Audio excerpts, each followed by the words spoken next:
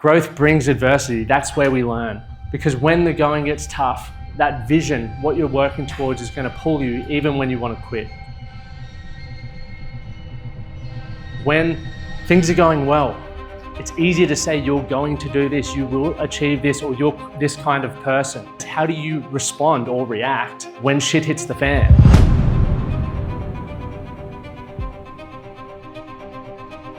So I want you to ask yourself, what is the goal that you're working towards? Set a goal that excites you. Set a goal that excites your organization. To jump out of bed in the morning and go, I'm about to do this. The goal has to excite you. Hey, I'm gonna run 58 marathons in 58 days. Everyone's like, awesome, how good, I can't wait to watch. Then there's the people who sit on the fence and they're like, maybe you can do it. And then there's a real noisy people like, there's no chance you're gonna do that, and they let you know. But real resilience is built in the moments when plans fall apart.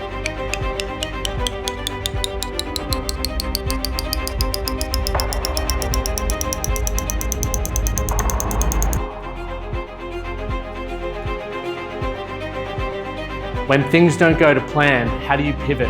And quitting seems easier than continuing to take that next step. Because every area of your life, every domain of your life impacts the next. So if you're having challenges in your relationship, it is going to show up at work. And so I ask you, what's that next step for you that's going to move you towards your goal?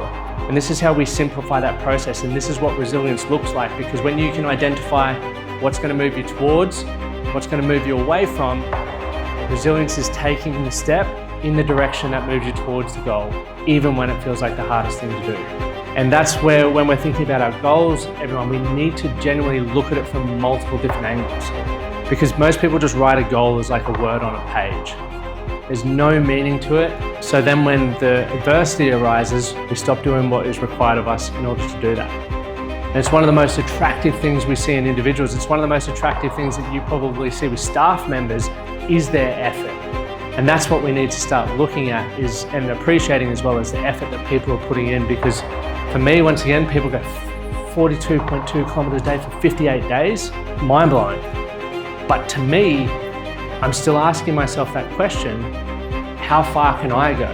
What's next? Because to me, that's not everything that I've got. One win after another, one foot in front of the other. But in those moments when we know we have a plan, we know we have a commitment, and there is the easiest opportunity to cancel or not do what we said we would do, that's when you get to really see how committed you are. If every plan worked 100% of the time, everyone would be super healthy, everyone would be super wealthy and happy, but we're not. Sometimes when we talk about resilience, the resilient thing to do is say, hey, I need help. Because if you're like me, I've always believed if you want to do things well, you do it yourself. Or you're too proud to ask for help. The sacrifices I knew I had to do in order to be physically at the best was not having late nights, was not drinking alcohol for 14 months, was making sure that I did not skip a training session. When the choice pops up for you, which one's moving me towards, which one's moving me away? And then the small win where you feel like maybe I cannot do this today.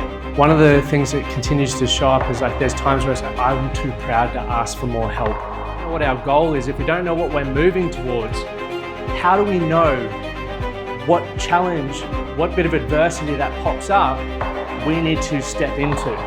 Every individual person on your team has a different why for being there.